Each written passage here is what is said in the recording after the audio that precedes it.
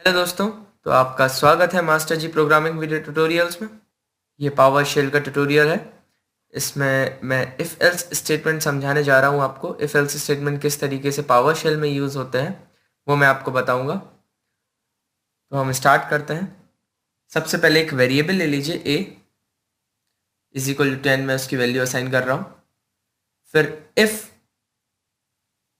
a is equals to 10 equals to, जिस तरीके से हम C++ में यूज़ करते हैं इफ एल्स स्टेटमेंट, वैसे ही हम इसमें यूज़ करते हैं।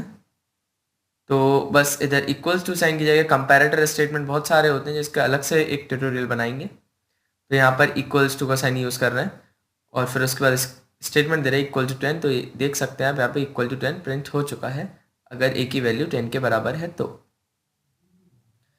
अब हम इसमें एल्स कंडीशन भी लगा कर देखते हैं किस तरीके से ये काम करेगा। एल्स अदर देन 10 हम टाइप कर देते हैं।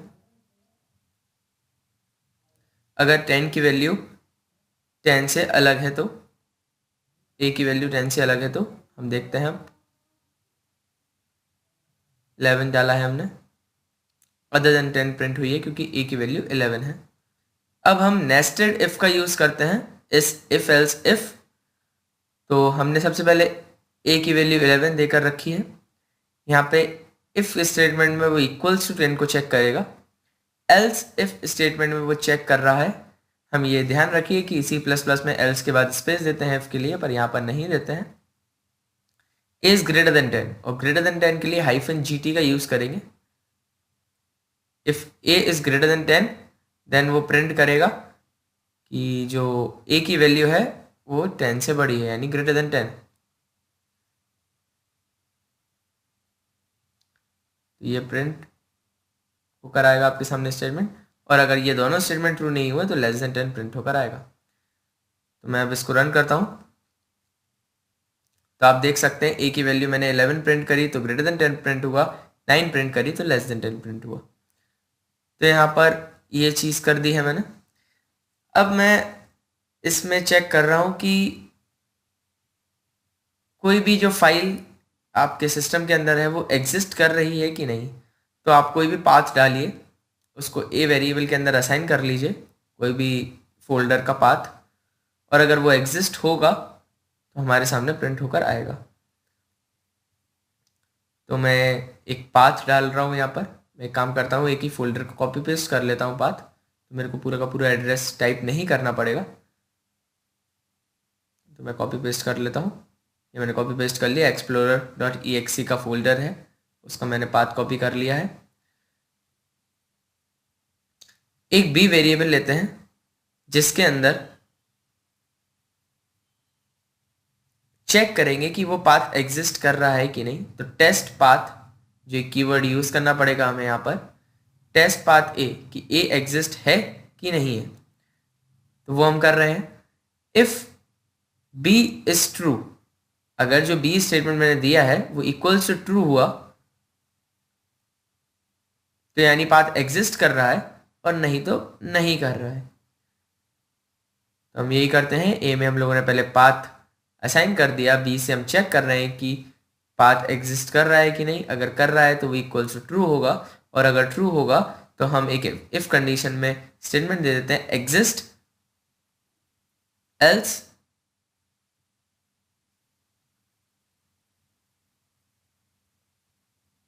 You can type any message. आप कोई मैसेज टाइप कर सकते हैं, शिट इट डोंट। तो अब देखते हैं, मैंने यहाँ पर वो पाथ चेक किया, ट्रू किया, तो एग्जिस्ट है वो पाथ। अब मान लीजिए मैं इस पाथ में थोड़ा चेंज करके एक्सप्लोर का ये चेंज कर दूं, तो यहाँ पर शिट इट डोंट, क्योंकि ऐसा कोई फोल्डर मौजूद ही नहीं है आपके पीसी के अंदर। तो अब एक अलग तरीके की चीज़ मैं यहाँ पर कर रहा हूँ, वो है कि अगर आपका कोई प्रोग्राम ओपन है पहले से ही आपके सिस्टम के अंदर, तो उसको चेक करना है कि वो ओपन है कि क्लोज्ड है। तो मान लीजिए मैंने नोटपैड दे दिया, एक नोटपैड ओपन है या क्लोज है। तो गेट प्रोसेस, तो वो चेक करेगा कि वो प्रोसेस में है कि नहीं है नोटपैड। इफ $? अब ये $? मैं आपको बता चुका हूं कि $? क्या करता है कि पिछला स्टेटमेंट को चेक करता है। तो जो डॉलर क्वेश्चन मार्क के अंदर स्टोर हो गया वो पिछला स्टेटमेंट गेट प्रोसेस डॉलर ए, जो वो स्टेटमेंट है वो हम उसको यूज कर सकते हैं डॉलर क्वेश्चन मार्क के नाम से। तो dollar question mark equals to true, yes, then process is running. अगर वो ट्रू हुआ तो प्रोसेस रनिंग हो रहा है, यानी नोटपैड जो है वो रन कर रहा है अभी। एल्स नो इट डोंट, यानी कि वो रन नहीं कर रहा है।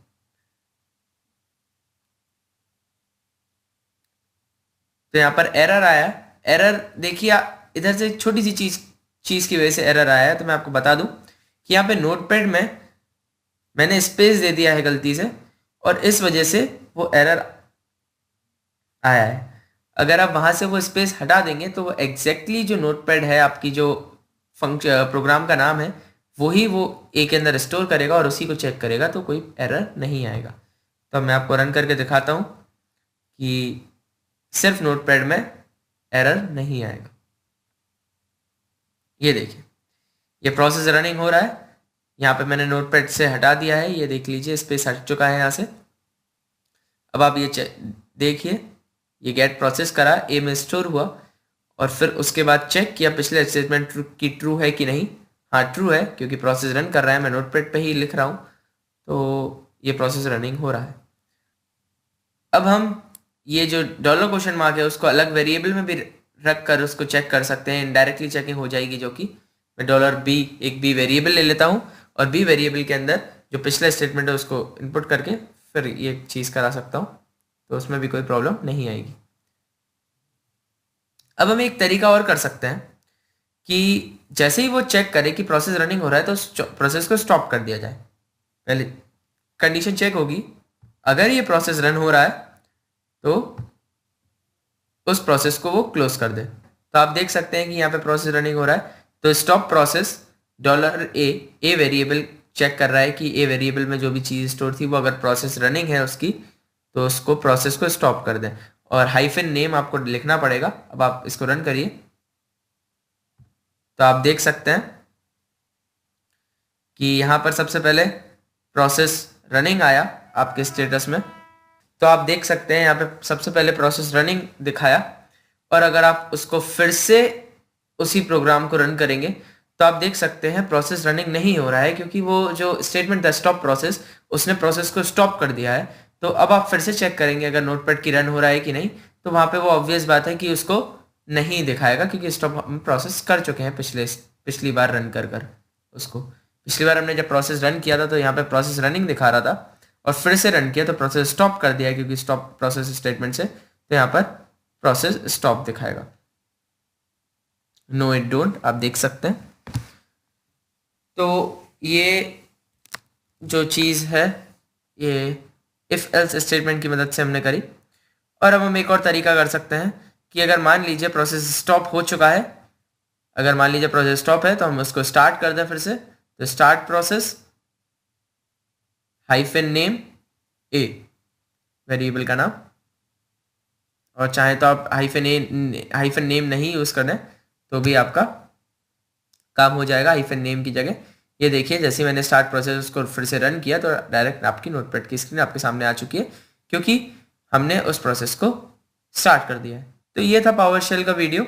इसमें हम लोगों ने सीखा किस तरीके से हम इफ एल्स स्टेटमेंट का यूज़ करते हैं, कि ए वेरिएबल सिंपली उसके बाद एक फोल्डर एग्जिस्ट करता है कि नहीं, और इफ एल्स स्टेटमेंट की मदद से हमने ये भी चेक किया कि कोई प्रोसेस रनिंग हो रहा है कि नहीं हो रहा है। अगर हो रहा है तो उसको स्टॉप कर दीजिए, और अगर नहीं हो रहा है रनिंग तो उसको स्टार्ट कर दीजिए। तो ये एक प्रोग्राम सिंपल तरीके से मैंने आपको समझा दिया। तो नेक्स्ट ट्यूटोरियल में मिलते हैं जिसमें आपको पावर शेल से रिलेटेड और चीज़ें समझाऊंगा। Thank you.